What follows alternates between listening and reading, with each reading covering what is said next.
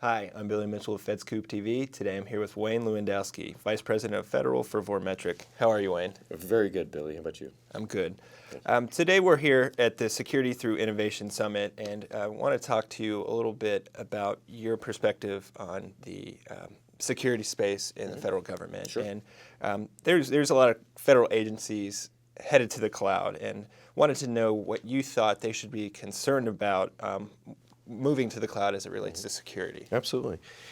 Going to the cloud, there's a couple of different things that are important. Most people have come to the conclusion that giving up and surrendering the infrastructure to an outsourcer is fine.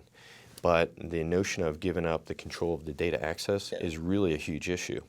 And this is really where Vormetric brings a value add to that environment, is by giving those customers the ability to control data access as the data owner, regardless of where that infrastructure might be, in the cloud, or more likely than not, a hybrid environment, where as they transition to the cloud, they will still be holding things in their data center, but have that centralized control to determine the who, what, where, and when of data access. Yeah. And speaking about that data, there's, an alarming rate of data breaches going on right now. Absolutely. Commercial, private sector, as well as in the federal space. And what do you think needs to be done so that federal agencies can better protect those assets?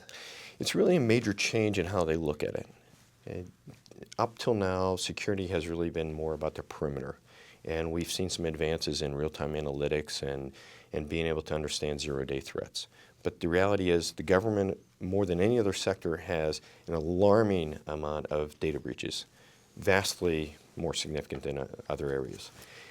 The shift has to go from being able to keep them out and analyze when something is occurring to actually protecting the asset.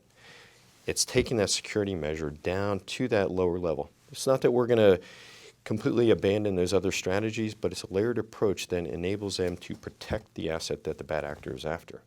And the best way to do that is really with three major tenets: encryption, which supports the NIST 853 standard, along with policy-based controls that determine your role and what you can access and when you can do so. And then bring that key management aspect into it as well. Being able to have those three combined at the data at rest layer is a very powerful way to protect that data.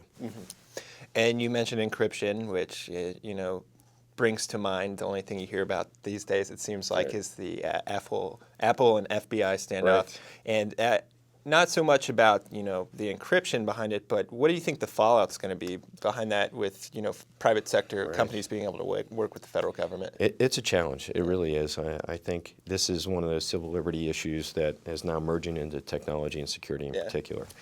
And I think this is one of those things that is probably going to battle on legislatively for some time to come, because to give access to that data puts things at risk, because if there's a way in, ultimately somebody on the opposing side from an adversarial perspective could access that.